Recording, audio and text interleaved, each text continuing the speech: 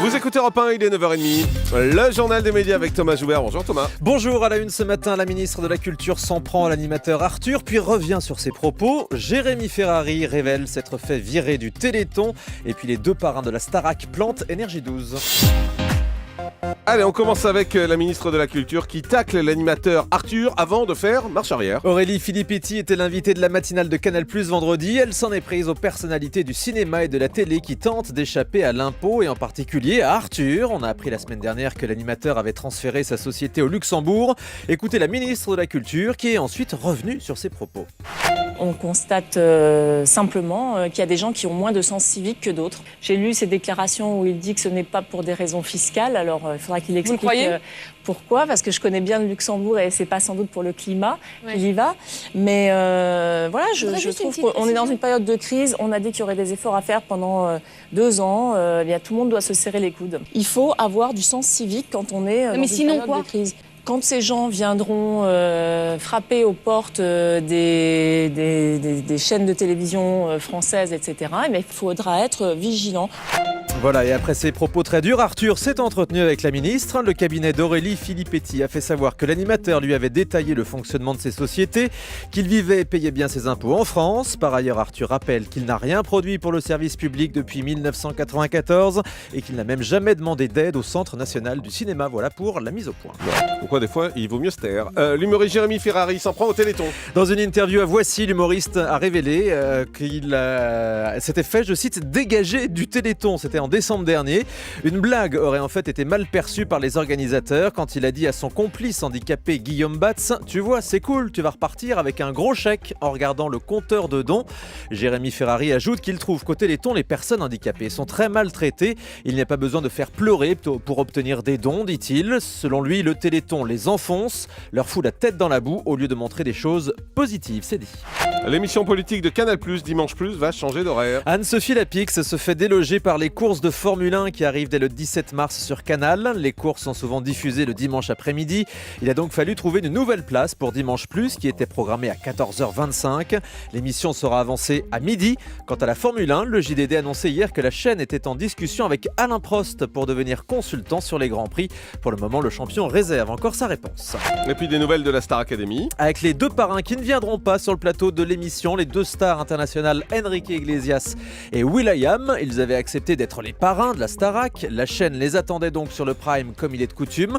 Mais Télé Loisirs nous explique aujourd'hui qu'ils ne seront pas présents même pour la finale. En cause, leur planning de promotion qui a changé. Le nouvel album de will.i.am a été repoussé en avril, celui d'Enrique Iglesias pour septembre. Aucune raison donc de venir faire de la promotion en France et encore moins de passer à la Star Academy.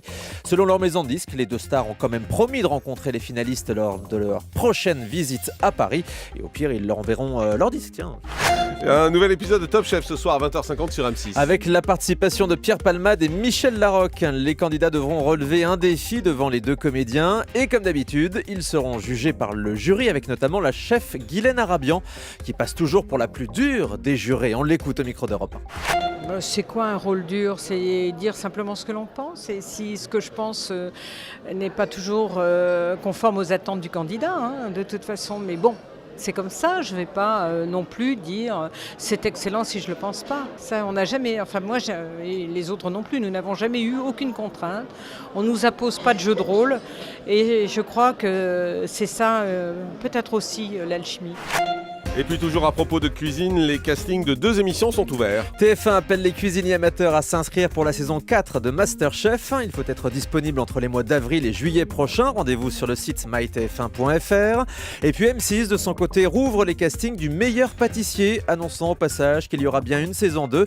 Là aussi, c'est réservé aux amateurs. Les inscriptions se font sur le site m6.fr. Et puis une dispute entre Alain Delon et son fils Alain Fabien Delon à propos de Splash. Le jeune homme de 18 ans multiplie les déclarations à scandale sur son père. Dans Le Parisien ce week-end, il reproche à Alain Delon de le laisser sans argent ni domicile fixe.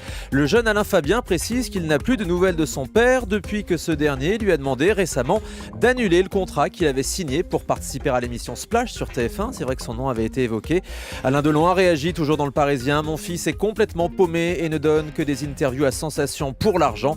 Ambiance donc dans la famille Delon. Et puis la mort d'un journaliste français en Syrie. Le photographe indépendant Olivier Voisin est décédé des suites de ses blessures ce week-end. week-end. Il avait été grièvement atteint à la tête et au bras par des éclats d'obus la semaine dernière alors qu'il couvrait des combats dans le nord de la série.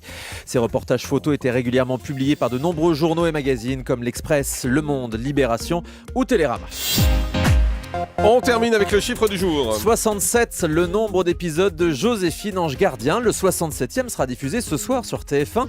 Et ce week-end, dans Le Parisien, Mimi Mati déclarait qu'après ces 67 épisodes, elle pourrait se passer de la série. Je n'ai pas commencé avec et je ne finirai pas avec. Il ne faudra pas faire l'épisode de trop, dit-elle. Mais tant qu'on a des idées et que les téléspectateurs suivent, ça continue. Mimi Mati qui a aussi annoncé son retour sur scène à la rentrée. Merci beaucoup Thomas Joubert. Vous avez vu, j'ai pas fait de blague sur Non, Mimi c'est Mati. bien.